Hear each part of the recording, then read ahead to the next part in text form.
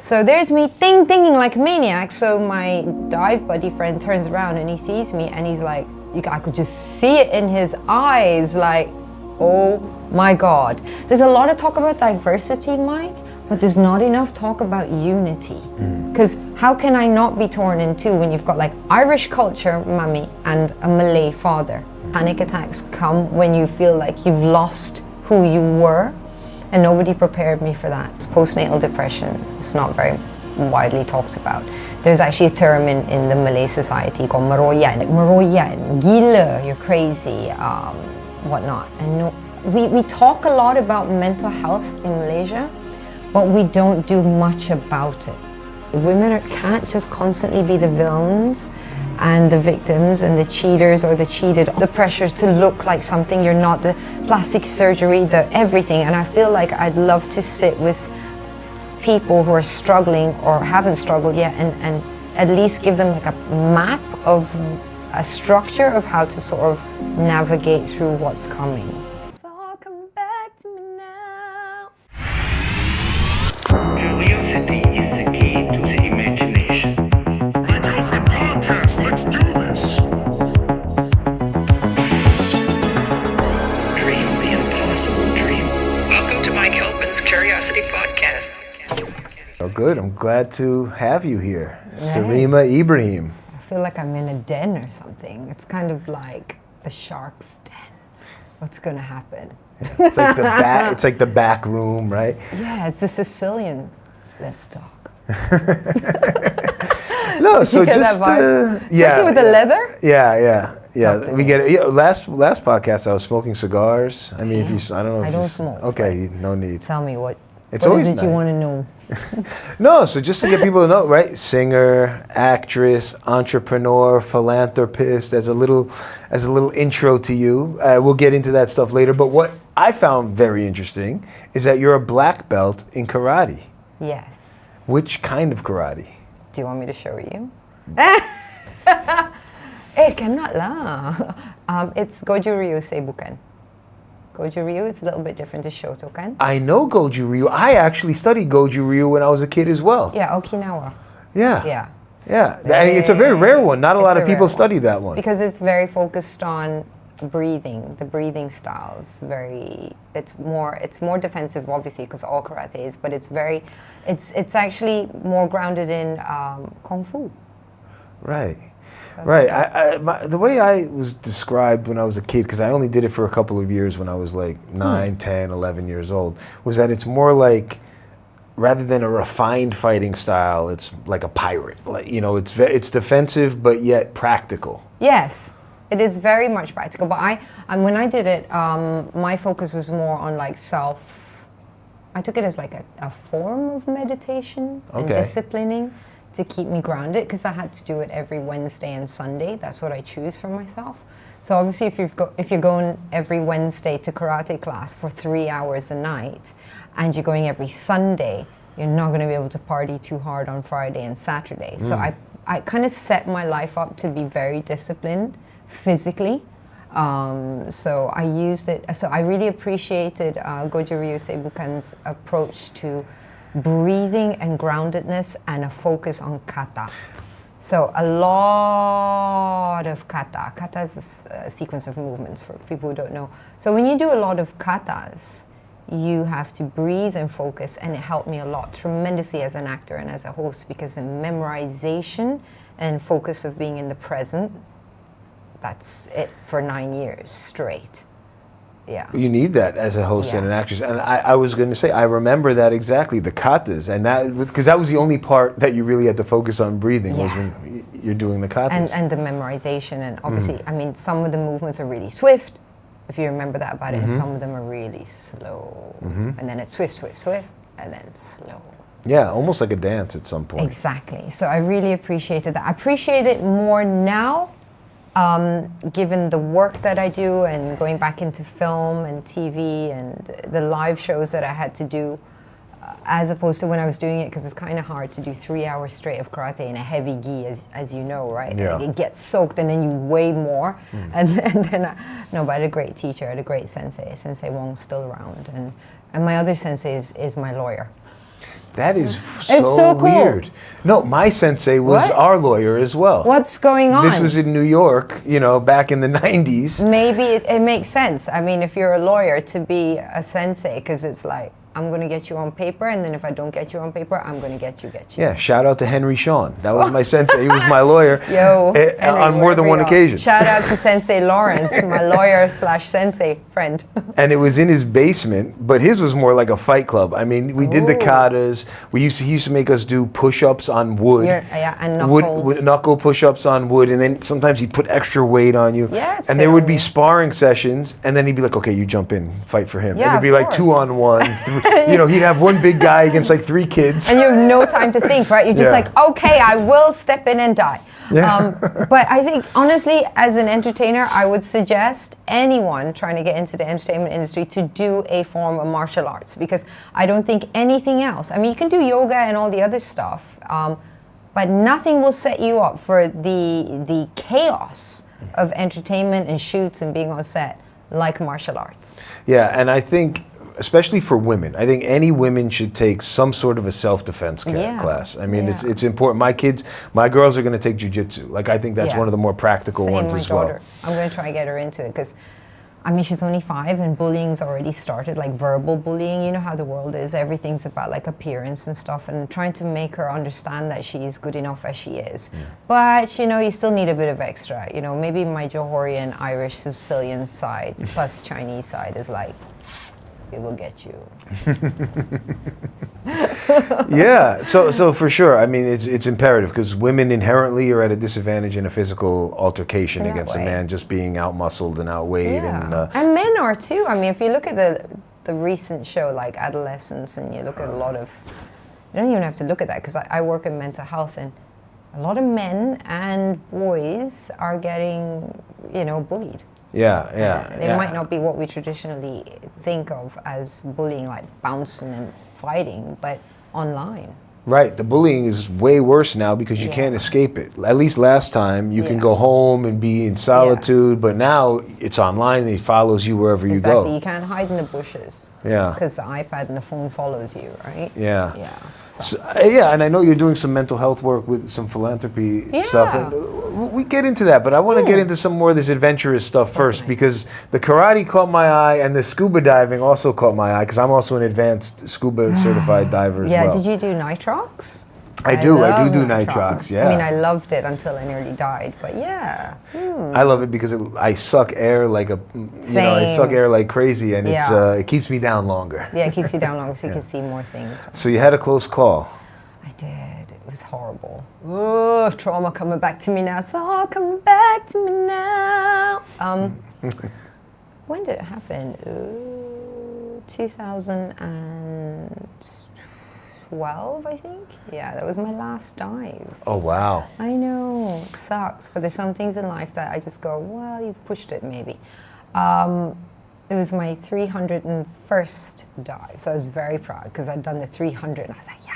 Yeah, it's very experienced. And I've advanced, and I've done everything. I've gone between the mountains of Sipadan too many times to count, and I've been in the abyss of blackness and not knowing where's up and down, and I was super confident, I'm the person that you bring to find the orangutan crabs, because I can spot things that small, and I'm also like manta chaser, etc. So I was like, yeah, it's all good. And I had my own reg, but on this particular dive, so typical, I decided to use the resorts, I won't say where it was, the resorts reg and everything. What region was it in? Not Malaysia. Okay. Yeah, close though. Okay. So I was like, yeah, no, they're fine. They know what they're doing. So, and I didn't do nitrox that day. I just said it's just some friends. I'll go down with you guys. And so I go down, and because I suck a lot of air, but this particular dive, I remember I was like, could you breathe slow, Sarimah? It's your 301st dive. Let's enjoy it, let's not chase. Let's just float and be Superman underwater and upside down and look at the sky and the colors in the sea and the corals, right? Because I'd also worked closely with the Sharks Association, and I've got like a little turtle hatchery thing in Sabah as well, Mabul. So I was like, maybe it's time to just zen in the water and focus on the animal life rather than the adrenaline. So I'm there breathing slowly, or so I think I am. And then I reach about 42 meters, I'd say, which you're not supposed to really go that low, people. But yeah, so sometimes you drop when you're not looking and you don't watch your buoyancy. So I was down there, and then I just remember feeling a little bit lightheaded, like, ooh, maybe something a bit wrong with the tank air or something. So I should just go up soon, right? But within the second of thinking that, I literally went. So if you take your hand and you just suck your palm into your mouth, that's how I felt. Wow. So the air went from you have it to none in like half a second. That's scary. So it felt like someone had, so I was like, oh, maybe my reg's blocked or something, so I take it out and then I'm like, so you're buying time, right? So just clear, and then I put it in so now I'm really panicking because I'm like, I'm going to die. And I remember just thinking like, I'm gonna die as a diver, this is it. So I'm like looking around and I'm like, and my dive buddy had gone in front of me. And so he hadn't seen me so I couldn't get to him, because if you're diving, for people who don't know, like you only get their flippers basically. So he'd gone ahead and he's thinking, Sarimah's fine, she's done so many dives, And so thankfully I brought a little ting ting ting. I had a little ting ting on me. So people don't bring ting tings to stab coral, but I always had it just a ting ting for attention, thank God. So there's me ting tinging like a maniac. So my dive buddy friend turns around and he sees me and he's like, I could just see it in his eyes, like, oh my God. So he's coming towards me and I'm kind of going, and I'm going, if I go up too fast, you're gonna, so it's fine. I can just use his octopus. He's yellow, so emergency. It doesn't work. Oh my. So that's like, rare. Okay, how many rare things are going to happen in 1 second? So I'm thinking, I've got to go up, right? So he then decides on the spot, okay, yellow's not working, I'll give you mine, because he's like super advanced. So he pops it in my mouth and he holds his breath and we go up. But that was the closest that I got to dying.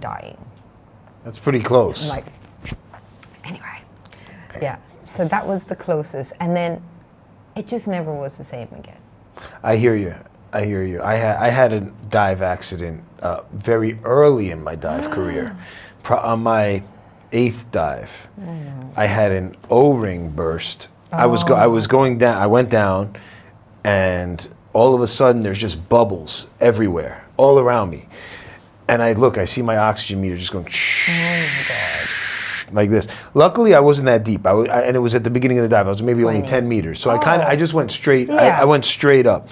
But it freaked me out. And then the rest of the dive, I had to be on somebody's octopus. And it was annoying because I'm like behind them in the background trying to look over their shoulder. Yeah.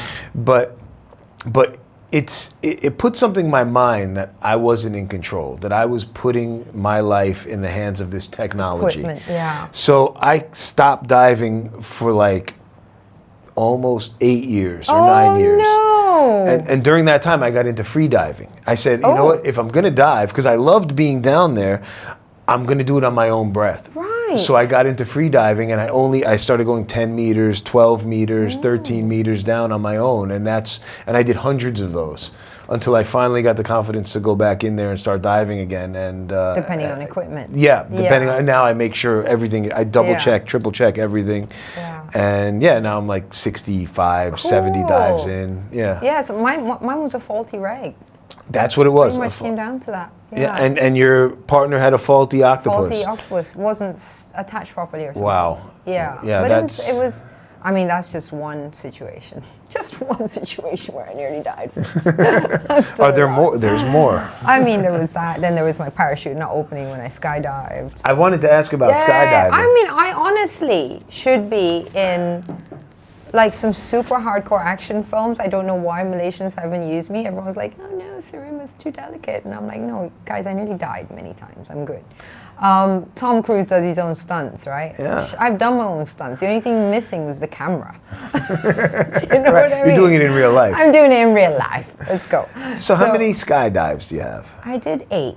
Okay. And I stopped on the 8th because, well, when your parachute doesn't open, there's a tendency to kind of question maybe God doesn't want you to do this anymore. So 1, 2, 3, 4, 5, 6, 7 up in the Cessna. And it was back in the time when you could jump out above KLCC. So it was stunning near the old airport, the Army airport, TUDM there. And so there's us jumping and jumping. And they only give you like a 6-hour course beforehand. And like the instructor's like, I've got a knife. If I need to cut you out of your parachute, I will do so. You'll be fine. Sign this form. So was it a tandem jump? No, or you were on your own? no, or was it a on- static line jump? It was a static line. Okay. Yeah, pretty long though. I mean, if you ask me, I mean, maybe just felt long, but static line, so obviously you jump and then it opens for you, but Right. you jump alone. Yeah. So you have to stand on the wheels alone for a good 20 seconds until the engines go off and you're standing and you're looking at KLCC and it's like this size and your legs slipping off the wheels of the Cessna, and then you just look at your dive master and he's like a maniac and he's like, if you don't jump, I'm gonna kiss you. So you jump. So I jumped, and then on the 8th one, my parachute didn't open forever. So I was free falling for like 10 seconds. 10, 9, 8. It's quite long to fall. Yeah. Do you remember what the altitude was that you jumped from? Was it 13, 14,000? Okay. Yeah, not too high, but not too low if you think about it for a 10-second free fall. Yeah, no, when I did when I jumped, Pretty scary. I did a 13,000 Yeah. feet jump also. So like obviously like at that speed and at 10 it's not 10 is good. okay. It's 10 is okay. I free falled for like 20? for like 45 seconds. Oh, okay. Almost a minute. Yeah. But it wasn't a static line. It was a traditional jump tandem where I was attached to a professional. Oh, so you're on your so own. That's okay. scary. I was like on your my own. first 8. I I was can on my imagine. own, so I was like, okay. here Okay, we so go. so they eventually opened. Eventually opened. So when I get down and I finally I honestly landed on the edge of the highway. Yeah. Oh, God. Like it's like I'm on the That's the TUDM, Sungai Besi, right? Sungai Besi Yeah. highway, and I'm like, hey, and I'm like there, and the runway's here, and I'm just like, okay, I'm alive. So I then find out that they had a laugh with me, and they'd packed the parachute in a way that would open slow. Wow. So since that day, I'm like, anybody going to do it? And to me, I'm like, psh, I've been there. You can do whatever you want. That's fun. I've seen podcasts with Navy SEALs, right, where they're like, I will never civilian skydive because there's no regulations, and like when you're in the Army, there's strict protocols on how you pack your chute, Exactly. and no one's messing with your chute. Yeah, you know? exactly.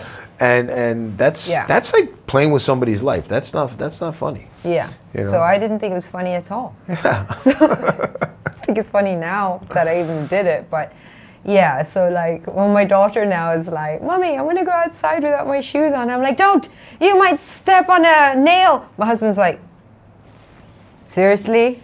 Like this is coming from, I jumped from a plane and I nearly died. And I'm like, yeah, well, I did a 10-second free fall from the highest bungee jump in the world in Macau. Oof. It's off the top of the telecom tower there. Recently? No, this was for my 30th birthday. Oh, like you mean last year? Yeah, exactly. Not too bad. Last year. I was paid to say that. No. Yeah. Okay. So yeah, I mean it's long. At some point I was like, when is this bungee gonna catch? It's enough time to think. That's the thing. Like it's enough time to think. Like, what's going on here? Why is it not starting to slow down yet? Yeah, we don't like the time to think in certain things. So yeah, so those are my stories. Is that extreme enough for you? I mean, I think that's pretty cool. That's pretty. It's pretty cool. So why wasn't I in any of your films? I should have been in your films. What is this? What's going on now? Let's reverse things here. Next one. We're exploring, we're working on a few now. Yeah, so a few things. What else was extreme? Another extreme thing would have been, I did something recently extreme. I mean, it's nothing like diving and like nearly dying, but like wearing prosthetics and running in Hulu Langat jungle pretending to be possessed. Oh, yeah. It's pretty extreme. Never had that before. It's the first time in my entire career. So I had to wear prosthetics in the film, and like my first horror film. So I don't know if I was freaked out by myself or I was just freaked out doing a horror film. But looking in the mirror when you've got full-on prosthetics is quite... Oh, I bet. Yeah. What film was that It's for? either that, it's coming out, it's a horror. It includes the word suso in it, but we've got a working title, so it might shift. But it's, I play a lady who's actually 70 years old, but she doesn't look it. And it just basically unfolds and why she's under this spell, etc. So can't share too much, but basically it was my first horror in all 28 years of my career. I don't know if that's insulting, Mike, because it's like we're gonna give you horrors now, Sarimah. And I'm like, Malaysians love we're gonna give you horrors. a horror where you're supposed to be 70, but you look young. Let's think about that now. And we're gonna cover your face. Lovely, but in the end we'll see you. Oh, thank God, thank you, so kind of me. Thanks very much. You know, and you're gonna run in the jungle without any shoes on. Well, it's not a horror if they reveal you at the end. It's like, wow, what is it? It's a happy gift ending. to mankind. No, but yeah, so it was. I don't know if it was more horrific shooting. You know what it's like, you know, going 20-hour shoots. That was probably more horrific than the prosthetics. My body's going, you're not 26 anymore, Sarimah. My mind's going, yes, you are. Yeah. You know, come on. So yeah, let's talk about this 28-year career. I'm curious, like the origins of it, and you know, where have you got till tomorrow? Where did it start? We've got all the time in the world. Where did it start? Like the career started in certain places, like me working in TGI Fridays, cleaning up somebody's vomit to help a parent, and then the parent happened to be a talent scout who appreciated my help and gave me her card and asked me to come in for a TVC commercial the next day. Wow. Where I was just a student in Subang studying psychology with the intention of going to the States, actually.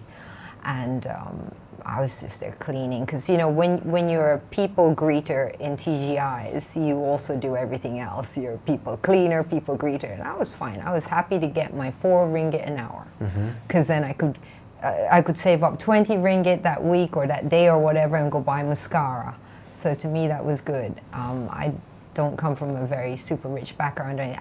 I'd been to local schools. My parents were really good in that sense. They sent me to Sekolah Kebangsaan, so I could be grounded and learn Bahasa fluently. So English and Bahasa are native to me. And then only I went to international schools when I went to Ireland and the UAE. So anyway, so there's me cleaning up, and she gives me her card and she says, we've got a commercial casting and I think you might look good. And I'm like 18, I'm thinking, yeah, I mean, I've done theater at school. I want to be a superstar. I will make it happen, but I doubt I'm going to do it now.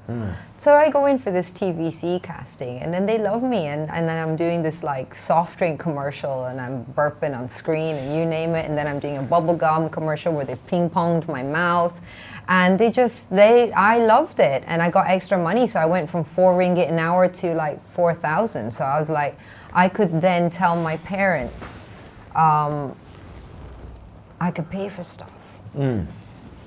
And because I've got 3 younger siblings, so that took a lot of burden off of my mom and dad. So I was really proud because I'm the older sister. And then from then on, it became the Disney Channel. It became like The Biggest Loser Asia. It became all the AJLs. It became my own kids show for 4 years on a Saturday and Sunday. So I was like, Saturday and Sunday mornings was with me, basically, for a lot of people who are Gen Z? No, Gen Y and millennials. Yeah, so millennials and Gen Y, they would remember me from being like the kids show host on every Saturday and Sunday on NTV. And then it was films. So Datuk Yusof Haslam saw me hosting one big event, and then he just goes, I want you in my film. So I played a cop undercover as a prostitute running around the jungle in a red bra. So I was like, let's go. Every girl's dream. Yeah, but it was brilliant because it gave me all the physicality from my karate and comedic timing, which I actually quite like, which I think is just part of who I am. So I could integrate everything together, the physicality, the comedy, and then the love of performing and acting into one. And then from there I did several other Malay films, and I just kind of got really immersed into the Malay film scene. while hosting big live events. And then the whole nation got to know me from there. And then it was like, okay, and this is my career. And then I studied psychology off set. So I'd come to set and on set with my biology papers to study for my psych exam, biopsych exam, and my script. And I would just do both so that I could get my degree and have a backup. I imagine that helps in being an actor or an actress, knowing psychology and being able to read people and facial expressions and understand what's going on in a certain character's mind or something like that. I think you can only give in a performance what you know of yourself. So if you don't know something about yourself, imagination can only take you so far in a role, in characterization. You've got to live things for it to be subconsciously embedded. And then when you're in that character, it will come to life naturally rather than having this forced, naturalistic style, whether you call it the method or whatever you want to call it. I still feel it can be a bit contrived when it's, I am now going into the method. I mean, I've studied Meisner method, everything, and I still feel like the best performances came from me when I just was reliving what I've already been through. Right, taking it from your own experience. Yeah, be it heartache, be it joy, be it betrayal, anything, be it me betraying. It came from, and I didn't even need to access the so-called core memory to relive it. It was already there before I could even think it. Fascinating. I think that's what separates the best actors and actresses from a mediocre or a lesser known actor, is that they can somehow tap into those feelings easier than most of us. And not just that, but kind of display it physically. And you got to relive display it and relive it without being too aware of it, though, because then you're acting it. Right. Because sometimes it comes, and then some people, including myself in the earlier days of acting, would see it and ride on it. So I'd be like, my tears are coming naturally. I'm so good. I'm going to keep going like this. But as you're thinking, I'm going to keep going like this, you've now contrived this sadness. Because you started to think. You started to think, I got to keep going now. Whereas when you relax and it comes to you, and then you go, whoa, this is coming now. And then, but you need to be able to go, but now I'm aware of it. And then you got to let that go and go, okay, so you're aware of it, now what? That's where magic kicks in, when you don't know. Right, right. I mean, I was, all right, this is going to sound funny, but I was at my kids' assembly. They had a Hari Raya assembly at school, so I'm watching them perform on stage, and it got me thinking about performances. Because I'm, being the producer that I am, I'm looking at all the different performances from the different kids. And I'm saying, okay, who's the best? Okay, she's the best. She's got this skill. Oh no, you're terrible. This 4-year-old sucks. This 4-year-old's amazing.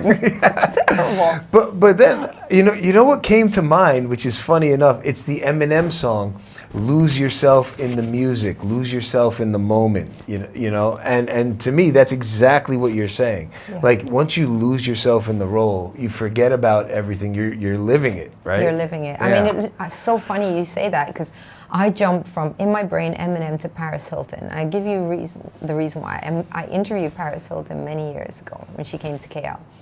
And Paris Hilton, Paris, the human, is so different from Paris Hilton, the performance.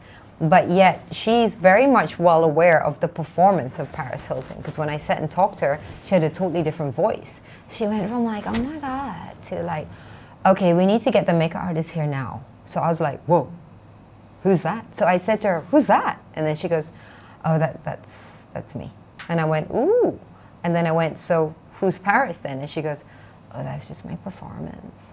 And I was like, okay. And then I said, so it's become ingrained. And she goes, sometimes it's not even ingrained. She said, it just comes out. So I was like, wow, she's a really good actress. Yeah, she's an actress. She could be a disassociative She should have many psychopath. Oscars. Though, because if you're going to go basically purely on performance and give Joaquin Phoenix an Oscar and give certain people Oscars for performing in roles so truthfully, Paris Hilton needs to get an Oscar. Funny you bring that up. Funny you bring up Joaquin Phoenix, because I respect Joaquin Phoenix as an actor more than anybody, and it's not because any of the roles that people think. It's because of the role he did where he pretended to be this rapper with Casey Affleck following him around. Yes. And he lived as this weird character for months. With his beard and his interviews and Yes. everything. Yeah, where he didn't know. I think it's called I'm Not There. I think it was called I'm Not There. I'm Not There. And to me, that was the ultimate performance. I'm not there or I'm not here. Yeah. Am I here right now? Yeah. One of those. Ruth, which one was it? Joaquin Where Phoenix. he goes, Casey Affleck. I'm not here. I'm still here. I'm still here. Yeah. All right, we were in the ballpark. But Yeah. point is that he was living it in public. I mean, he went on the David Letterman show and like through a glass. And this is exactly like what Paris Hilton did, but she never disclosed it. She never disclosed it. So I think it's interesting, and it actually makes me look at acting from a different perspective, because the word acting is so heated, you know, for all of us, whether you're producer, actor, director, whatever, because everyone's understanding of what is a good actor and what is a good actress is so, you can't, how do you, I mean, for me, some of the greatest actors ever, putting aside their personal issues, would be Kevin Spacey. I agree. I think he's fantastic. Joaquin Phoenix, Kate Blanchett, and for another woman, I'd put it at, I mean, if I had to pick, I mean, I love Helen Mirren because I've seen her on stage and I've seen her on screen. Yeah, these are probably the top ones for me. Amy Adams possibly up there too because of the truth in her eyes. And you just know that she's lived what she's showing you. What about the GOAT, Meryl Streep? Most Oscar nominations of all time. I feel like that's an answer that everyone contrives. Okay, fair. I feel like Robert De Niro, Meryl Streep, and you know, that pack have their own amazingness, but I think their brand has overshadowed their skills. Tom Hanks, maybe, in there as well, with the I mean, same Tom that Hanks' same group. Castaway for me is just, and Captain Phillips was wow. Yeah. But again, I think in those roles, I saw him being him. More than I saw the character. I think I even saw more than Tom Hanks. I think it's when you see, because we don't know Tom Hanks or we don't know Kevin Spacey. Right. So when you see them be somebody that's not the name of the character and not Kevin Spacey, and then you're like, whoa, who is this? That's more interesting to me. But when you know someone's playing the character, you're like, ugh. And when you watch Tom Cruise being Tom Cruise, you're like, wow, this is great because I paid to watch Mission Impossible. But I want to know who Tom Cruise is in his bad marriage. I want to know the Tom Cruise that's hiding. The Scientologist. Yeah, I don't want the Tom Cruise pretending to hide. I want Tom Cruise behind the Scientologist. Which of him is driving this car? But you know, to give Tom Cruise a little credit, he's had some interesting roles back in the day, like Born on 4th of July, Magnolia. In the beginning. He's kind of strayed from that now. Yeah. He's gone to the moneymakers with the Mission Impossible franchise. I'd love to see him go back to something like that. Is it moneymakers or has he gone to hide behind characters because of so many personal exposures? So I think a lot of people do maybe. that. It's safe to hide behind a character than to show your own vulnerability. Right. Funny enough, one of my favorite Tom Cruise roles of all time was from Tropic Thunder, where he played the studio head Les Grossman. How funny was that? You see, that's probably him, or probably the him that he would like to be, overweight, relaxed, whoever would say what he wants to say. That was interesting because I think that's probably who Tom really is inside. Funny enough, they said he basically created that character. Like Ben Stiller, I saw an interview with him recently. He said Tom Cruise created the character. He wasn't in the film before Tom Cruise said, we need a studio head, I want big hands, I want to dance, and I want to yell at people. That's probably Tom 4-year-old Tom saying that's who he needs to be powerful. Right. So I think probably either my studies in psych or my experience with working in the industry with so many types of human beings, a lot of people think, oh, Sarimah talks so much. I've been known to, you talk, but I observe. I'm very lucky that my Asian sides allowed me like the skill of observation, but my Irish side has allowed me to talk while I observe. And that's not so easy. I think it's a good combination of Johor and Irish. Can we talk a combined. little bit about that? About growing up mixed race and what that was like? I mean, I'm curious in myself because I have mixed race children, and I'm going to have to learn how to deal with it. And if there is any issues growing up, or identity issues, or advantages, superpowers, whatever it is. Honest, though. Yeah. I think looking back now in hindsight, the skills the most useful life skills that got me through physical, mental, emotional difficulties were the skills of groundedness, and they came from when my parents were united. So rather than different. So being different has a beauty to it. Irish, Chinese, Malay, and people are always like, wow, so nice, Rojak, you get all the cultures. There's a lot of talk about diversity, Mike, but there's not enough talk about unity. So what unifies the diversity is what gives a child a sense of groundedness. Rather than, we'll just offer this child 10 different ways of doing it and give them the best. That's not necessarily the best, because children need structure. So when there's structure, as in mom and dad agree that this is the best way to live life together, even though we're different, maybe find not mom's way, dad's way, but middle way, and you give your children that middle structure, that's better, because otherwise you're torn in two naturally. Because how can I not be torn in two when you've got Irish culture, mummy, and a Malay father, right? You've got Malayness with Islamicness, and then I've got Irishness with going back to cousins who are Roman Catholic Irish, who are all respecting each other. But as a child, your brain's not developed enough to integrate. And you need uniformity, so you might end up disassociating and becoming different people to suit different. I'll be this type of Sarimah when I balik kampung, hi semua, I love budak celok, jom kita pergi cari duit raya, let's go get raya money, right? And I've tried to be Malay. I would literally shrink myself and be because my body was bigger than everyone else and my hair was curly, so I'd straighten it, or I'd wear a headscarf, and then I'd be I need to be Malay now, right? To fit this narrative and this environment. And then it was very strange, because then I'd go to Ireland and I'd be hello, how are you? Is everyone doing? I'm doing good, yeah. And I'm going to watch Neighbours, I'm going to watch Home and Away, and I'm going to sit down with Grandad who's smoking his pipe, and we'd eat stew and hang out in the car park with the Irish kids, So it was very strange.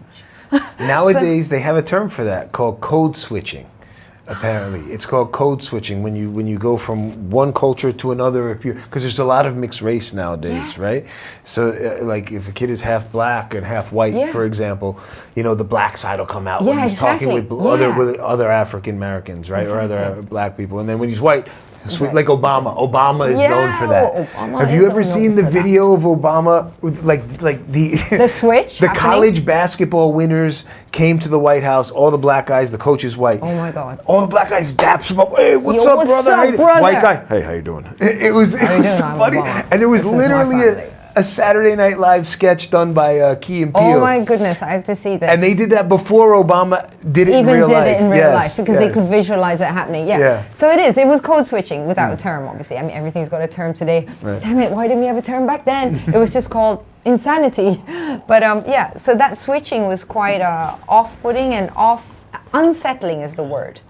But I think both sides gave me gifts and flowers with openness on the Irish side and expressiveness and honesty with repressed emotions still, because the Irish do that like every culture.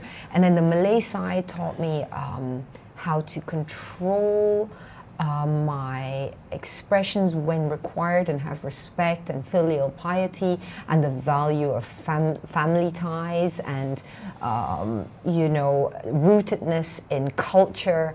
And, don't forget your past. The Irish are more forget the past, and the Malays are more don't forget your past. Right. So it gave me both, which made me very confused, but I got the language, I got the respect for elders, I got the expressiveness, I got the truth-telling, and then I got be reserved when appropriate, be respectful, never forget where you're from, be humble, and then the Irish side also doubled down on the be humble side, never be better than any of us. Do you know what I mean? And then, but do well. That's very Irish. Yeah. Do really well. but don't ever know that you did it well.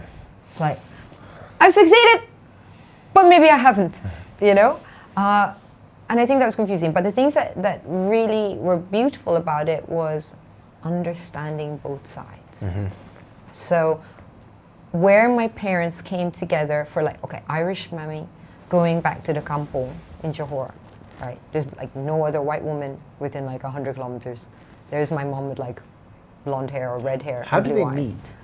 Oh, they met in Dublin. Okay. I think my dad was on a scholarship from the airline, so he worked with the Irish airline there, Aer Lingus, and my mom was working, and then they were very young, like 19, and then it was like Bruce Lee meets Farrah Fawcett, I think. Clearly. Yeah. And then, yes. So I think that's how it happened, and then it was very, very organic, very natural. In a time where 70s, you know, I just gave away my age, but yeah. So then they had a few years before they had me. So yeah, and then I was raised on roller skates and ice skating, but yeah. But I think it was the meeting of two completely different cultures, the attractiveness from there. It was East meets West. It was at a time when people were watching Bruce Lee films, people were watching the 80s TV shows. You had the Knight Riders, you had the Three's Company. You had the Golden Girls. I mean, early 80s we're going back here. You had Green Hornet, etc., etc. So it was a curiosity that I think really, you know, the attraction was there, the difference. But it also can cause a lot of difficulty because obviously bringing my mom back here and then her having to learn about a new religion, to learn about a new culture. I mean, something as basic as only using your right hand or, you know, to eat sounds very simple. But not if you've been using like a knife and fork all your life. Something as simple as how you look at people in their eyes and not being able to be like super confrontational. Whereas in Ireland, you talk to someone like, how are you doing today? You good? You good? Yeah, brilliant. Yeah, blah, blah, blah. But you can't go back to a kampong in Johor and be like, so tell me, how are you? How are you? Tell me, how are you doing today? Because you're, so a lot of shift for mom. But I learned a lot of skills from this maneuvering. I saw a lot of difficulty, a lot of conflict, but I also saw a lot of resolution. And it gave me the skills, and that's why I wanted to study psychology, because I wanted to understand more. Yeah, it makes sense. Yeah. Makes sense. And the thing, Malaysia as well, as a country as a whole in Southeast Asia, kind of stands out, being diverse, Exactly. right? And that's one of the things where you find with businessmen, that's Malaysian businessmen tend to be more successful than other businessmen regionally and globally because they've been exposed to other cultures in Malaysia itself. And they had the British here up until the 50s. I mean, look at somebody like Robert Kwok, for example. Exactly. You know, China, the UK, Southeast Asia. He's been able to maneuver all around the world and do business fantastically because of this diverse route within Malaysia. Yeah, I mean, I don't know. Somebody came out with some stupid list recently and put Malaysia up there like in the number 2 or 3. I think it was released by the States, about Malaysia being one of the most racist countries in the world. And I was like, I don't think so. Wait, are we talking about outward racism or are we talking about inward racism? Because everybody has inward racism and they may not express it. And perhaps Malaysians are so comfortable with each other, with the different races here, that we can say it to each other's face. And is that a beauty rather than why is that seen as a negative thing? It's like, Cha, what are you doing, Cha? You are typical Indian. You are typical Chinaman. You are Malay. You are so like, we're like that. Is that the definition of racism? Perhaps on paper. But I don't think that makes us racist. I think that makes us more tolerant. Well, because we can understand it, comfortable with each other. And what does racism cause? Discomfort and it divide and conquer. Obviously, that's not happening. Right. Ruth, do you have any stats to back that up? Or I want to make sure that we're above board here on racism topics. Malaysia ranked the second most racist country in the world, and netizens are upset. According to who? American. That's what I was reading up on currently. Because that matters, right? Anybody can come up with statistics. Exactly. Statistics can be skewed in a number of ways. Exactly. Who funded that survey? Index Mundi. What? Index Mundi. Yeah, that's doing its That's rounds the- now. 1 second. So basically, that's a website that has like these country facts. It has detailed country statistics, charts, and maps compiled from multiple sources. Okay, I think keep looking into them a little bit Yeah. because if we're finding out anything now, especially in American politics, you have to look at who's funding what, right? And I think Elon Musk from Doge is discovering how much It the costs. American politics was being funded by Democratic donors and where money was going within the government. Who's writing the narrative? So let's look It's into that and see interesting. who's writing that narrative It's because interesting, right? we live here. We know Malaysia. Like that. Exactly. It's so annoying, Yeah. you know. Terrible. But yeah, so I do. I mean, I'm proud to be here. I'm very proud of being born in Ireland too. I find that Ireland and Malaysia have so much in common with the British. Oh, right. They both right. They're both occupied by the Brits. With the family focus aspect of things, with being grounded and being all about your parents and your family and whatnot and values. So there's a lot of similarities as well. So I'm very blessed in that sense. I am. So But I got bullied like hell in both schools. okay, here so- and there. And do you think that's because of being a mixed race or? Yeah. So this is good for you because of your children and for mine too. I think. There's still, people go like, no, but it's not special anymore. There's so many Eurasian kids everywhere. Yeah, but I think what happens, no matter how many there are, each child will have their own individual experience of it, right? And they'll still do that code switching. So it depends on what school you send them to. There's that code switching, and then how you respond to it at home. You know what I mean? Do you say, oh no, that's terrible, I'm going to take you out of that school and put you somewhere else? And then they learn no resilience? Or do you leave them there to suffer? So I just stayed. A little of suffering is good. I think it's character building, right? I mean, It look, you is. can't appreciate the happy times if you don't know what bad it's times are. two You sides need of you one need coin. both, right? Yes. Yeah. So I had that. I mean, when I went to school in Ireland, when I went to school, I was called everything. Like, they didn't even know. I don't know why I was called Paki when I'm like, I don't even have any Indian blood. Is that your knowledge of Asia? Yeah, it's I ignorance. do. I mean, yeah, but I mean, that's ignorance back then. I mean, it's different now because everyone kind of understands more. I think Alicia Keys helped a lot with that. People are like, oh, okay, you can be both, and Yeah, but going on, speaking about these, bullying and mental disorders or depression or whatever. I know you're involved with some philanthropy regarding some of these topics. Do you want to Yeah. delve a little bit deeper into that? Yeah, definitely. I mean, studied psychology, obviously, did that throughout my career. And then Miasa approached me. They asked me if I would like to be their patron a couple of years ago. What does So- MIASA stand for? It's the Mental Illness Association of Malaysia. So I was on board as the patron for a while.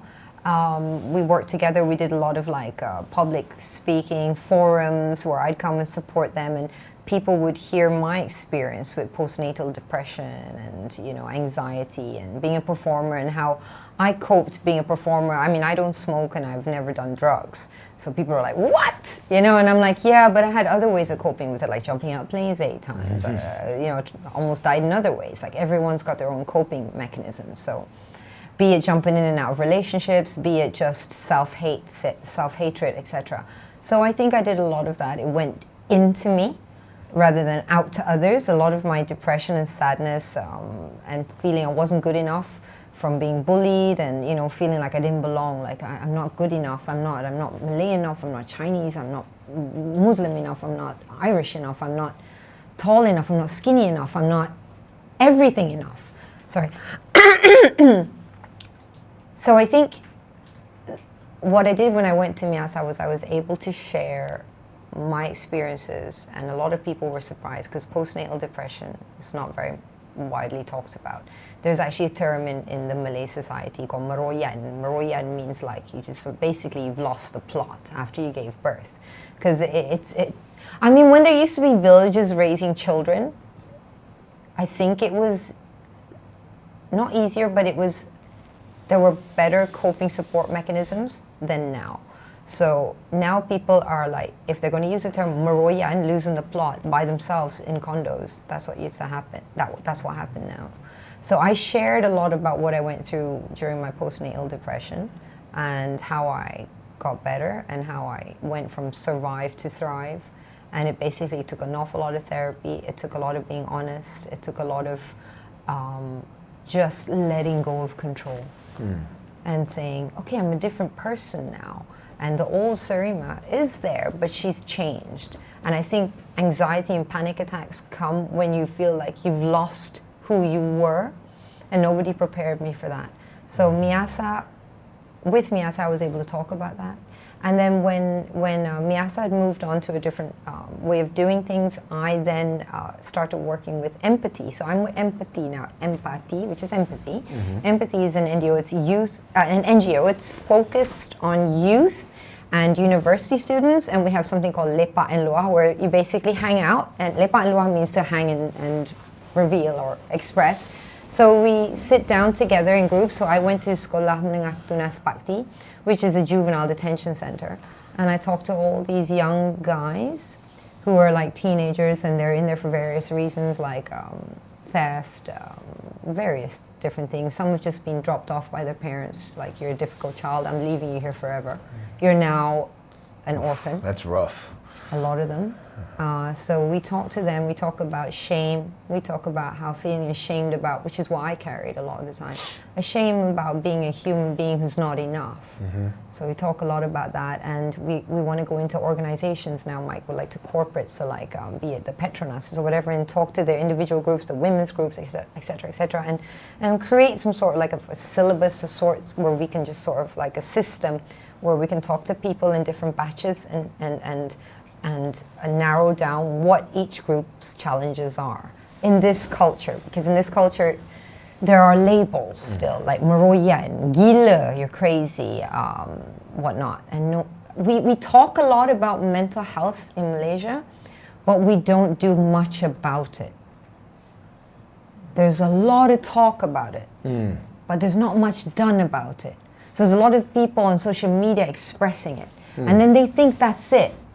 So they, like, out of all the steps, like, talk about it and then take action, the action steps are not being done. It's like everyone's just talking about it and oversharing. And then that's a great thing to do if it's within a place that you trust, with people you trust. But there's no point in throwing it out there into the atmosphere and just kind of going, and now what? And have they seen numbers spike with social media? Because those are some fantastic numbers that I've seen in recent years, especially in young women, like pressures from social media Massive. Causing depression, not just from giving birth, but just from living up to these unrealistic expectations that are online. Self-harm's gone up, Mike. So when I've looked at the statistics recently, during the pandemic specifically, it was absolutely, it was insane. The numbers of people who were calling up the helplines, you can look them up, put up the stats here just to remind everyone how far we've come. But the number of attempted self-harm and deaths, sadly, just skyrocketed. Because what happened was people were removed of their coping mechanisms. So when you take away going to the office, and you take away going to the bars, and you take away going to set, or going cycling, or you take away going out to see people, you're taking away people's coping mechanisms to hide behind their issues, because everyone's got issues and trauma.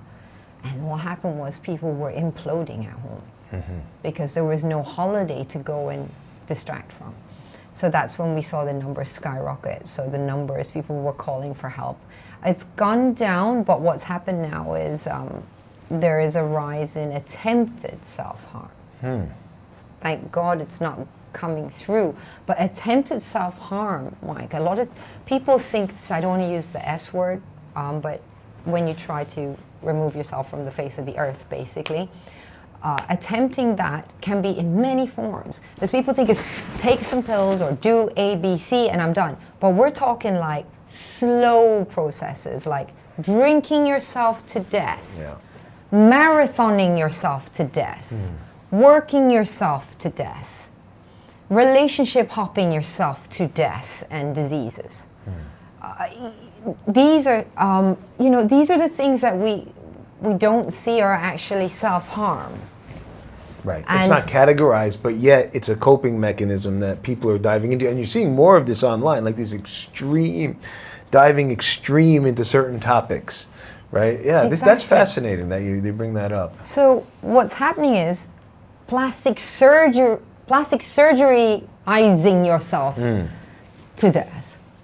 Do you know what I mean? So if you were to look at it, the trajectory of how many times you do something, it doesn't have to be as clear-cut as pills, knife, gun. It can be all these normal little things taken to an extreme. And that's still a mental health problem. Yeah, that's interesting. You know, I mean, you know what it reminds me of? Because we didn't get a lot of this 20, 30, 40 years ago. It could What are you have talking about? I'm not that old. something. No, I'm not saying that has anything to do with you. I'm but joking. No, I know. But it could be because of social media and echo chambers just keep reinforcing these thoughts or whatever, so you're seeing this obsessive compulsive behavior, whether it's marathon running or working out or, whatever, right? Whatever it is, and because you just keep looking at this and obsessing over it, and it just keeps getting reinforced by other people that are doing the same thing, and you find yourself in this obsessive compulsive group. Yes. And all of a sudden it's like you fit in, but it really might not be good for you. Yeah, exactly. It could be self-harming in a different label, under a different category label. And then of course you're then reinforced by likes and the false perception of being popular, and the false buying of followers and false buying of engagement, and the not knowing who really is a person worthy of looking up to. And then the politics collapsing everywhere in every country where you just don't know who to trust anymore. And then you've got the collapse of just, let's bring it home, let's go micro, the collapse of families. Particularly in the West. Because for a child, they don't care who the prime minister is. Their prime minister is dad and mom. Yeah, I mean, look, some people say that that's the ultra left. Once you... Look, I was a liberal growing up in the 90s and in the 21st century, but things started to shift. And the left just started to go so far left that it started to become left crazy. Yeah. And what you're seeing with this ultra-liberal agenda is the dismantling of the family of the traditional family unit. Yeah. And you're also seeing that in, I'm not trying to disparage women, but with women in the workforce, there's less of a family figure at home to kind of maintain the cohesiveness of that nuclear family, and you're seeing birth rates dropping. Exactly. Mostly in fully developed nations. Exactly. And mostly in Japan, Korea, countries that are heavily dependent on technology. Japan, Korea, the United States, Europe, all of them, their birth rates are below 1. Exactly. Malaysia, thankfully, is not. I think they're producing kids at a great rate, right? There's too much variety to say no. So we see that the traditional family unit actually wins out, and that's in a lot of Asia. Really, China's got a big population problem as well, and that's primarily due to the one-child policy where they produce way too many men.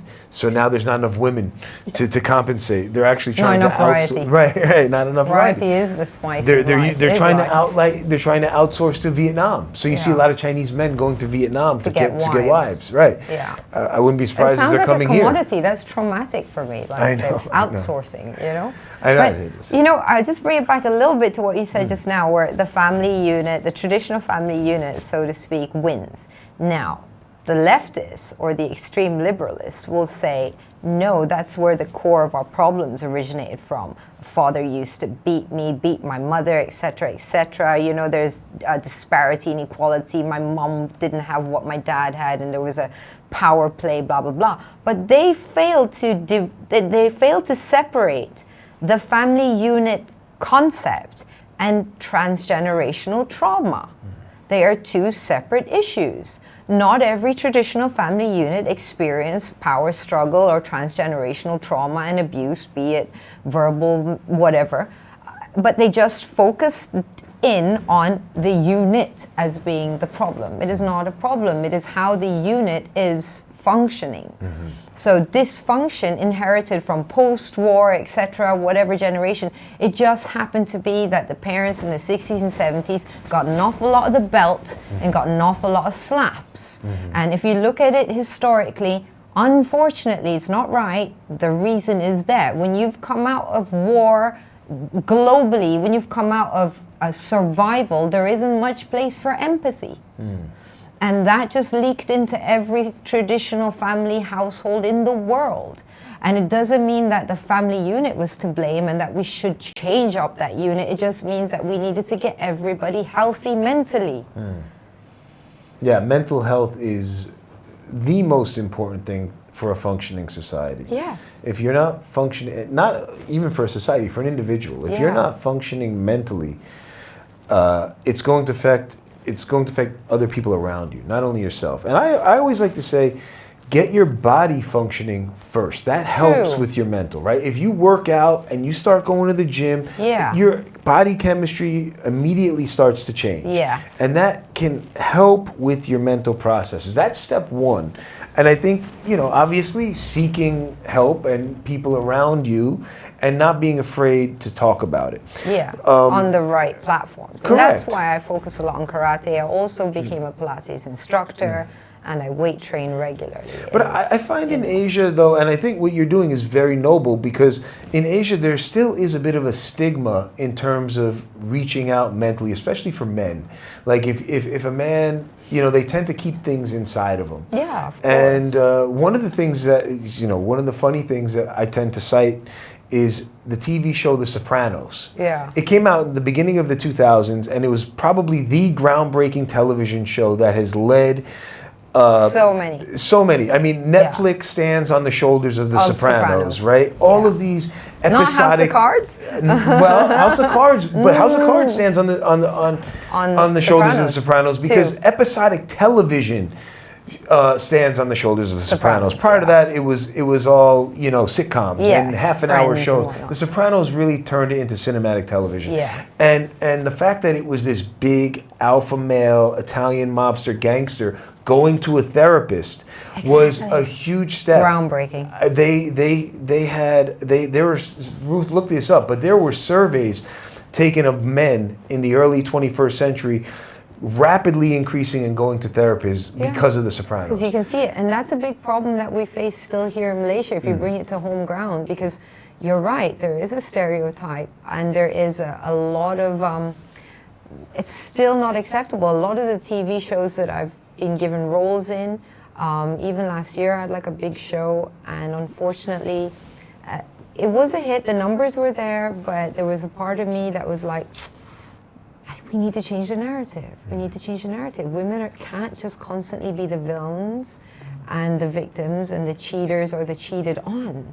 And I want to bring more empowered roles I won't even call it empowered roles. I'll just call it realistic roles, because there's so many women in Malaysia and Asia who are empowered. They're just not being depicted on screen in Asian television. And then there's I constantly hear this fight back, this clap back of like, it doesn't sell. And I'm like, you're a dude and you're telling me it doesn't sell. Wait, give it time, let it happen. I mean, if we're looking at the substance, okay, I know it's like out there, some people say it's too liberal. I don't think it's too liberal. I think it's bringing home very traditional beliefs in that. If you see it for what it is, and the message at the end is to accept and love yourself the way you are, and you are good enough. I don't think that's anything alien to any culture. If you look at a lot of the trends overseas, there's so much empowerment on screen, and in Malaysia, I just feel like, I just got another script yesterday, Mike, and it was like playing another woman who's, she's been cheated on. Well, you know what it is? Because look, in reality, I feel that Malaysia actually does empower women. There's a lot of women in political positions that are high up. There's a lot of women CEOs. There's a lot of women board members, and frankly, in some of the family units here, particularly I think in the Malay culture. Correct me if I'm wrong, guys, but women play a very big role in the family unit, you right? Kena dengar mak, cakap mak. Right. Sugar is underneath your mother's foot. So But Malaysia also is known to be quite conservative in terms of business decisions and in terms of even I would say. When I say that, I mean non-risk taking. I don't mean conservative in terms of religion or politics. I mean it in terms of risk taking, right? Yeah. So from a movie business standpoint, Malaysia has been quite conservative in terms of storytelling. I think you just need, it's going to take one person to take that risk, to have that character and see success. And once that success happens, it's just going to pile on. Yeah, I'm hoping it will do, like when we started talking in 2020 with Miasa about mental health. After that, I saw like this wave of other celebrities coming out talking about depression and everything, and I feel like I'm not going to take credit for it, but I feel like people kind of looked at me and went, well, if Sarimah can talk about it and she's still got a lot of work and she's still doing well, then it's okay. And in the beginning, I was like, this is great, Mike. But then I saw too many people jumping on the bandwagon, and then it became diluted, and then it had a negative effect. It went the other way, where people just went, there's too much, and now we don't know who to believe. And I went, oh, God, we're going to start from scratch again now. But that's okay. I mean, I'm always up for a challenge, you know? Karate taught me that big time. So speaking of the industry, I'd like to know, a little bit more about your experiences and like working with directors. Like how important is it, the kind of director that you're working with? Is there anybody in the industry who you really want to work with in terms of directors? Is there any actors you'd like to work with? Anybody you think would be really amazing so many. to do? I'm like, I'm going to call them, and the others are going to be like, we don't know you. Don't want to talk to you ever again. Beto is fab. Beto, I've been very fortunate. Okay, I have to say, when I came back into acting last year after like a hiatus of 15 years of not acting, where I just focused on radio and TV hosting, I came back in last year and I took a show under Irma Fatima, and Irma works very organically, as in there's no script, as in you know your character and what your character would say in this situation. I love that. I'm very much one of those people. I come from the slightly old school, like work hard, make it happen, not here it is and just verbal it, right? Not saying a lot of people do, but they're going to hate me now. Gen X are going to be like, die. No, but you know what I mean? I mean, every age has that kind of like complacent way of working sometimes, which I don't like, We're there to do the work. I worked with Irma, and then I was very fortunate that my husband in that show was Adi Putra, Mak Kilau. I always call him Mak Kilau, because he's very talented and he's a very internal actor. And you got to know how to be with Adi on set. You've got to it's a psychological game with him for the scene to come to life. And I really enjoyed that. We just clicked and it was brilliant. So I came straight in from 15 years of not acting to acting with Mak Kilau. I was like, yes, let's go, right? And then I had Fazura in there too and Nabila Huda. So I was like, dude, honestly, just like landed in my lap. I'm going to take this character and fly. I will do this character justice. So, Sicilian side of me was like, you will. Let's do this, right? So, and then I got to work with more fabulous actors. My second drama last year was with Zamaro Hisham, who's a fabulous actor, more known for his dramatic TV roles, but he is such a good actor. He is just internal, and natural. And so he was my husband. And I was like, I'm winning the lotto here, And that was 40 episodes with him. 30 with Adi, 40 with Zamaro. And then I got my first horror with Rosham Noor. So I got to do leading with Rosham. And that was just like, Rosham is an organic animal machine. He is an animalistic actor. You don't know what he's going to do. So I love that because it's like, cool. Keeps you on your toes. Let's go. You're like right there. And I'm like, okay. And I've also acted with him, but when I was 22. Very different time in my life. So I was very intimidated back then. This time I was like, bring it on. And he was kind of like, eh? But it was great. So I've been fortunate to act with these amazing actors, but I am looking at other actors. Like I would love to work with Bronze Palare, and I would love to work with Beto, because he's just got a new film out, Gayong, and he's just Oh, I think he's just got so much. There's so many. Tony Yusuf I love too, because Tony has something unhinged about him. And I think he hasn't even been taken to his best yet. Alif Sattar is a personal friend of mine. As a host, I just think he's such a lovely person that I think it would be a joy to work with him on set. Oh, I worked with Alif on Pulau. He was fantastic. Exactly. Great guy, very professional. Exactly. Yeah, a real pro. Real pro. Female actresses, Vanida Imran. I love Vanida's work. Susan Lancaster directed me in a theater many, many years ago. Can't really say the name of the play, but something to do with monologues. And so I'd love to work with her again. Sophia Jane, so many. Directors, I've worked with everyone here, like from the beginning, from Dato to Aziz Osman to Mior Hashim, who's one of the old school, is fabulous. Mamat Khalid, the late Mamat Khalid, was fantastic comedic timing, great visionary. I would love to work with Shafiq because I feel like he doesn't have enough women in his films.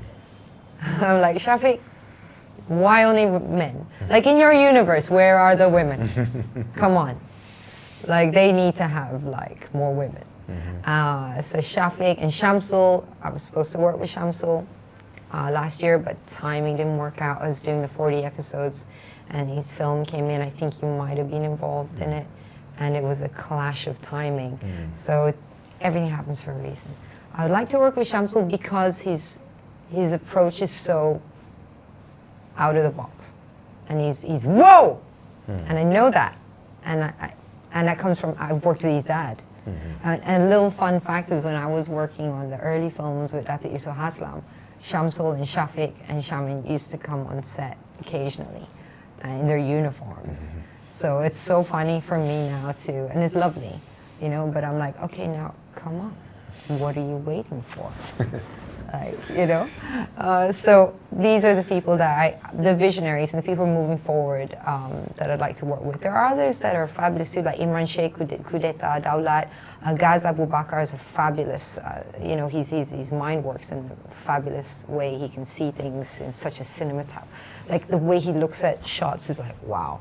I just worked with him on a film called Kafara, and he's brilliant. Yeah, that's the one I was supposed to be in. Yeah, brilliant. So he just constantly toys with my emotions by sending me like how it looks and how it would have been if I was in there. So that's really nice. Yeah. Next. But yeah, so hopefully in the future. So there's always a reason for everything, but these are the people that I want to work with. Yeah. There's a few more like, God, I can't. Lena Tan, Redcom. She discovered me for Disney Channel, and she's always about putting out content for women. Miney Fernandez, Folsom Pro, they did The Liar. They're doing Step Dave in Mandarin with Astro. Am I supposed to say you? Hey! No. Hey! I'm in the background. But yeah, you're in the background, so I can't say you because that just looks dodgy. But yeah, there's a lot of movers and shakers. But for me, it's a little bit tricky because everyone's still kind of going, and it's a little bit bittersweet for me because I find myself back to where that 7-year-old Sarimah was, where everyone's going, where do we place you? Well, I look forward to the projects that you're going to be in. This one that you mentioned just now, the horror film running through with prosthetics on, that sounds very interesting. Yeah. And we're talking about the movie business. Let's talk about other business, because you're an entrepreneur. You've got a makeup line, right? I did, so we You probably did. can't talk about that because Okay, it's so gone. let's not talk So about we'll it. scrap that. Okay. Yeah, because Good. that happened, and then when MCO happened, the factory shut down and it just died. It was awful. Oh, forget Yeah, it. so I won't talk about it because there's no point. It's redundant. Yeah. But we can talk about, what else can we talk about? Fitness and health. Yeah. You said you're a Pilates instructor. Yeah. I know a lot of people who just did Pilates for the first time last week. My wife just did Pilates for the first time Wow. last week, and she loved it. Yeah. She did the kind with machines. I Yeah, the know there's two reformer. different kinds. Yeah, right? the reformer. Okay. So back in 2009, when nobody knew what Pilates was here, and there was one Pilates studio in Okay. Damansara, I decided to go and train because I'm also an English teacher too, Mike. Yeah, I studied how to teach English as a second language. I did all this while acting because I'm just a person who needs to do things. I can't sit down and not, so when I'm not shooting, I'm learning how to teach Pilates. And when I'm not doing that, I'm learning how to teach English. And when I'm not doing that, I'm trying to set up a cosmetic industry. When I'm not doing that, I just feel like every day that we have here with touch, sight, and sound, we are lucky. So if you can see and you can breathe and you can taste and you can hear, you need to do something, do justice with that. And that's how I wake up every day. I'm like, I am still here. We are still here. So what can I do today to make life better for at least myself? Well, it sounds like education is something that you're quite, you're a Pilates instructor, English teacher. But I find that the philanthropy work is kind of education as well, Yes, it because is. you're educating the public on mental health issues and how to get that out and really, get that industry going. It's okay to talk about these things. You know, it's funny you say that because when you said mental health issues there for a second, something clicked in my mind and I thought, it should just be called human health issues. Because everybody has a brain, everyone's got a mental state of mind. So why isn't it just called human health? Because everybody has sadness. We cry when we come out of our mother's wombs. Sadness and tears are part of being a human being. And for men to not be able to show that or to suppress it, or anyone to suppress that, I'm like... No, you're right. You make a good point, because you shouldn't separate the mind from the body as it is one. You should look at it as a whole. Yeah. Right? And it's like I said earlier, if you treat the body well, it also helps the mind, because it's all part of the same system, right? Which is being a human. And that absolutely makes sense. So I do want to look into continuing on to educate through the mental health, human health line of things. But I also am looking now in what I can do for the arts and creative industry in terms of perhaps education or mentoring up and coming talents and people who are going through the pressure, the stress, the body image disorders, the psychology of dealing with late nights, not having enough sleep, the pressure to perform, the pressure to have filters on your social media, the pressure to look like something you're not, the plastic surgery, the everything. And I feel like I'd love to sit with people who are struggling or haven't struggled yet and at least give them like a map of a structure of how to sort of navigate through what's coming. And just to let them know it's okay. Yeah. It's okay to It's be normal. you. Right. You don't, because the internet is not reality. It just isn't. I mean, if you look at the internet, you look at the news on the internet, you would think that going to Los Angeles or Seattle or New York or London, it's like a war zone, right? Yeah, you're going to get shot. Right. You'll get shot. It's very dangerous. But in fact, when you go there and your boots on the ground, it's fine. It's fine. Like I was in London fine. walking around the park by myself at night. Nobody saw me. Nobody knew nothing. I knew nobody, and I was just chilling. Yeah, and it works both ways. If you're in the West and you see news about Malaysia or you hear about some of these Southeast Asian countries, you might think, oh, wow, it's Super poor, it's extremist dangerous, or it's not that. And then you get here and you see the infrastructure, you see the buildings, you see the restaurants. roti canai, you're like, let's go. Yeah, exactly. Yeah. Exactly. You won't want to come back. Exactly. Look what happened to you. Look what happened to my mother. Yeah, but, so I think there's just a lot of... I'm proud of where we're at as an industry, and for myself, I don't know, I can't, people say, are you proud of where you've come from? And I'm like, no, my Irish side just won't let me be proud of myself yet. I want to ask you something that I don't really ask. I haven't asked a lot of people on the podcast. let me drink water first. Yeah. Here we go. Go ahead. No, just because I'm curious.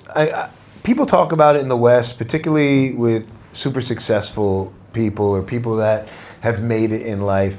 Like, what about imposter syndrome? Have you heard about imposter syndrome? Constantly. I'm having imposter syndrome right now. Okay. I have imposter syndrome about imposter syndrome. Right, and a lot of people out there might not know what it is. So maybe you can give a rundown. I think imposter syndrome is a fancy word for insecurity. basically, insecurity in your own body and who you are. So there's a constant self-doubt.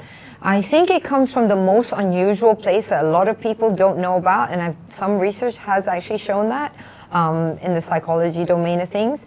Imposter syndrome is when you just don't feel comfortable and you feel like you're pretending to do and be somebody that you're not, imposter obviously, and there's a nagging anxiety or depression. It could be either high or low. So you're constantly chasing either yourself to do better or chasing yourself to hide away from showing who you are.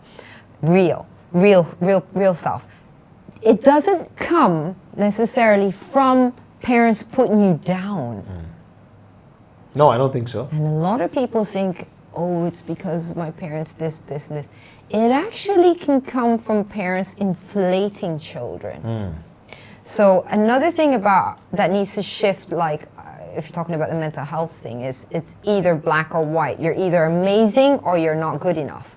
So we're so driven by 17 A's, achievement. We're so goal-oriented, we're not person-oriented anymore. And that's why imposter syndrome is flourishing. Because as parents only know what they know. So there's no blame here. I'm a parent, we're all those who will be parents. You only know what you know at a certain point in your life. So we can't blame those before us.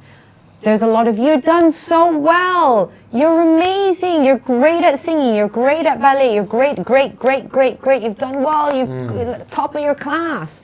And I think that gives rise to more imposter syndrome because you think, well, then what am I if I don't have that?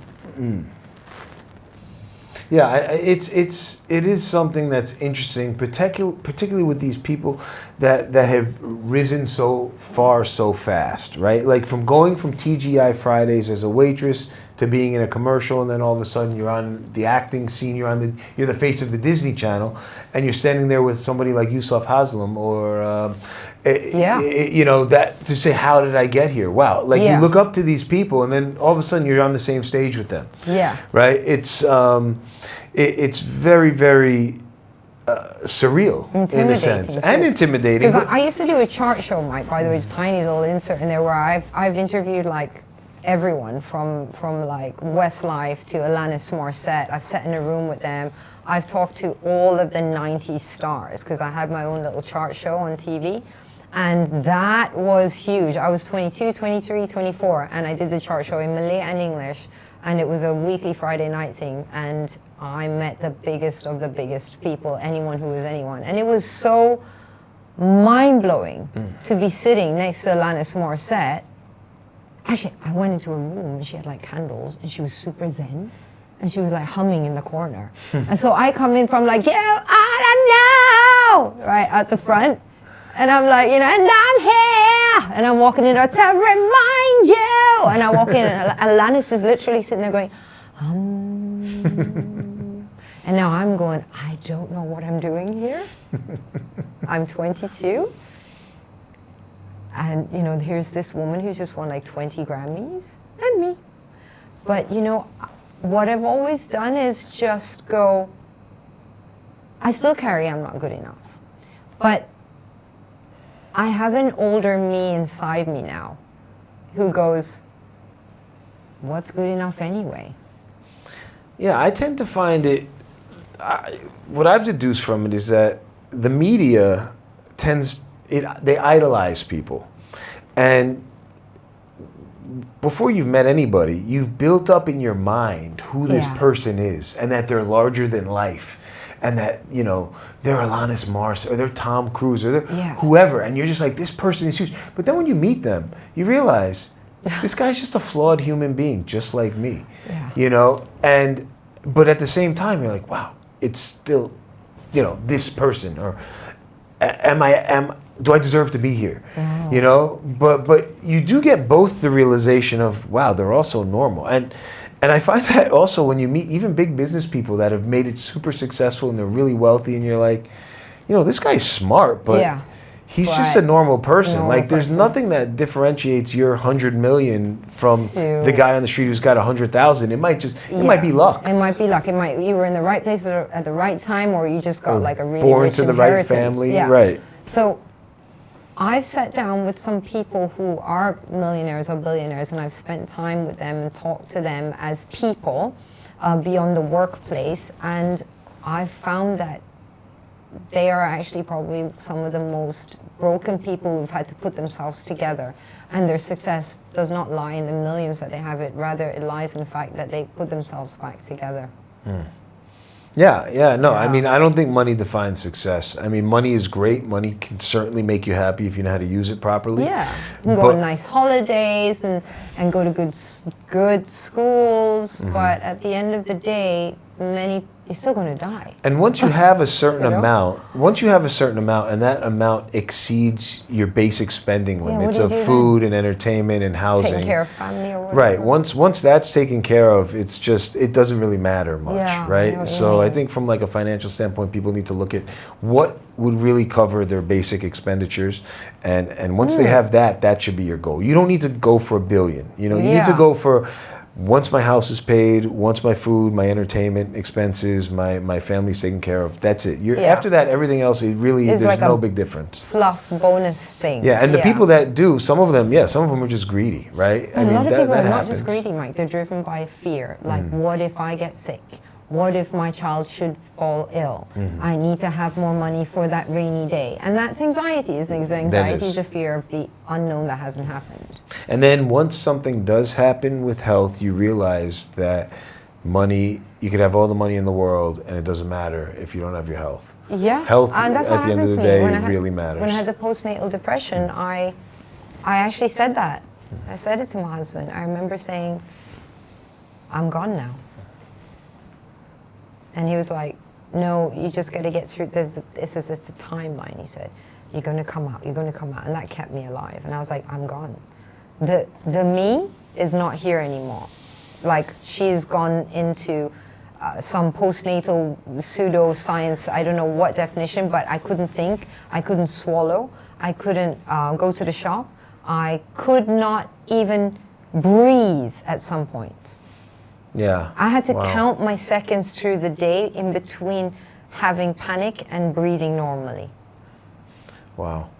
Yeah, and I think it's important that you're really getting this out there, because even when I had children with my wife, I wasn't aware of this, of part of Postnatal, depression or yeah. postnatal depression, And right? anxiety. And then you find out, I mean, luckily, my wife didn't have any of that, but what you do find out is that the female body changes immensely after pregnancy, during pregnancy and after pregnancy. Yeah. I mean, just the hormones Yeah. get totally shifted around, and it does make physical It does. changes. The brain actually And- changes. Correct. So I think this is something that's not taught in school. I think if there's anything I could change on a bigger scale, like if we were like, what's the legacy you want to leave tomorrow? Besides obviously my daughter and my husband being happy and being healthy and safe, it would be straight away, what are the policies I put in? It'd be like, everybody needs a 101 in mental health, human health in school from the age of 6 years old upwards. Every child needs to know what is safe touch, not safe touch from the age of like 6 years old in school.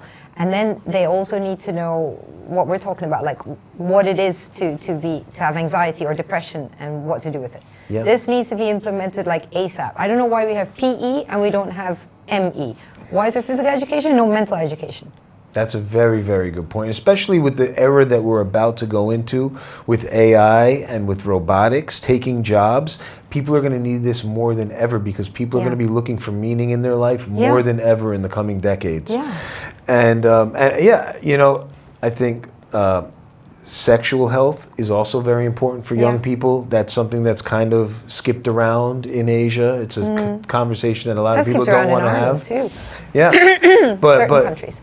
Sexual health, mental health, physical health, spiritual health, everything that makes a human being whole. Holistic. Yeah, very important. And I think particularly in the coming ages, because the current education systems aren't going to be able to keep up with the digital world and how fast technology is moving. Exactly. It already can't. So, physical, it used to be a time where parents used to say, come home when the sun sets. Better be back before Maghrib, was my dad. And my mom would be like, people are going to kill you, blah, blah, blah, if you stay out late, blah, blah, blah, where are you going? They didn't have a clue where we were. We went off on our bikes and we were just gone the whole day. As long as you were back before the sun set, you were alive. Oh, you're there, okay, you're fine, right? Now, if we look at what's happening, it's scarier and more dangerous to leave your child alone in their room. Right, and that's how we feel about it. But if you look at the statistics, Ruth, I want you to look this up. Look up crime statistics over the last 30 years and look at the trend. Because I think, for the most part, crime has actually gone down. Yeah. But in our mind, and with the access to information that the internet has allowed us and social media has allowed It's to overwhelmed spread, us. it has overwhelmed us and made us think that crime is actually increasing and that the world is more dangerous when in fact the world is actually Most crime has safer. fallen by 90% in 30 years. Okay, but you've got to look at the definition of crime. Because if we are talking about physical crime, I believe that's that. But if you look at emotional crime, bullying online, cyberbullying is a crime, threatening online, bullying specifically, which is a crime, which can cause people to take their lives, that is going up. So that is where the basis of my being in your room alone can be more dangerous than us 80s raised Well, that's children. new because that wasn't even available in the 80s. Exactly. So this is a new phenomenon. It is a new phenomenon, but it is scary now because now I'm like, people are like trying to get their kids out to play. Like, go out! Yes. Instead of being locked in with the headgear and just, because we don't know I what's love going the on. rule that Australia just put in place where they Same. banned social media for Yeah. kids under 16. I think that's Yeah. fantastic. That should be... We didn't have social media till we were adults. Social media should be treated the same way cigarettes are Or, treated. or driving at It least. is a digital drug. I mean, it's weird because we don't understand it as a typical drug because Yeah. a typical drug is a chemical drug And you that you can measure ingest, it. right? But this is a drug that releases chemicals within inside you. So Yeah. it's actually the exact opposite. You're not ingesting chemicals. Yes. You're ingesting. Your body's creating chemicals that Yes. changes your mental As state. you consume it. Right, which is the opposite of what we're used to, Yeah. and it's completely new, and this is why it hasn't been regulated yet. But Yeah. when they were creating Facebook and creating some of these really early social media platforms, Yeah. they were consulting with psychiatrists and psychologists How to at get you Stanford on how to get you hooked Yeah. and how to get these dopamine hits. Like ICQ. Exactly. All those sounds. I don't think that was the right sound, but you get what I mean. Yeah. But you would be like, oh my God, the sound. Certain tones that Yes. that almost like a dog whistle, right? Like a dog whistle, but on your phone. Yeah. You know, and not only that, you're getting hit with blue light at the same Yeah. time. It's a Yeah. combination of many. You're getting likes. right. The thumb sign. It's not this. It's Yeah, you're good. appreciation. You're good. Yeah. So, and every human being comes down to, at its core, like I'm a very big, I love Gabor Mate, and I studied a lot of compassionate therapy, and he always talks about don't ask about the addiction, ask about the pain, because nobody was born an addict. Nobody wants to be addicted to porn or gambling or drugs. Nobody wants to be a murderer or a rapist. You don't make a conscious decision to become that. It happens as a result of a lot of pain and coping mechanisms that get out of control, basically. Yeah, and feeling loneliness. There's this fascinating study they did with mice, whereas they put 10 mice into a cage with a drip that had cocaine in it. Oh, yeah. Okay? They would hit it every once in a while, but none of the mice became addicts because they were social amongst themselves. That's right. They put a lone mice into that same cage and he became addicted to the cocaine because it became a coping mechanism from Yes. loneliness and disconnectedness. And that's what I mean by staying in your room alone is more dangerous than going out. Because at least if you go out, you are part of the mice that are not lonely.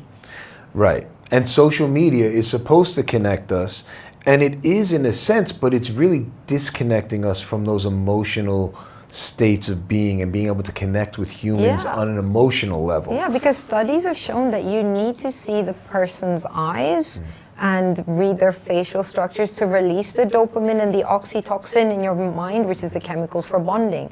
And you're not going to get that from scrolling. It doesn't allow it to happen. The scrolling and the light allows more like chemicals for addiction. Dopamine. Yeah, but it's not a connection. It's not an oxytocin, which is a bonding. Yeah, oxytocin Yeah. is the chemical that mothers gets released Yes. heavily in mothers when they are pregnant, and Breastfeeding. particularly when they are giving birth, so that they can bond with their children. Exactly. It's And it's essentially also- the love chemical. It is, and it's also what people get when they first start dating. Right. Yeah, and then it wears off. Right, after the first Damn. 6 months. Yeah, which sucks. And the 7 years and whatever people talk about, I think. But I think there's cycles to it. But yeah, so I think education, and in the artists' world, if Malaysia wants to sustain their talent, and they've got a really cool, badass amount of talent here, but there's no one protecting the talent, there's no management guilds, there's no one to protect the artists here. I don't know, I'm starting to sound like an old fogey here, but I think we need a system or something to help prolong and sustain people's mental and emotional health so that they can perform and give their best in the creative arts. Yeah, well, you need it. You need that in order to give your best performance. Yeah. You need to be, focused and mentally there. Yeah. But I certainly agree that mental health is very important, and we're going to need to focus on that. Yeah.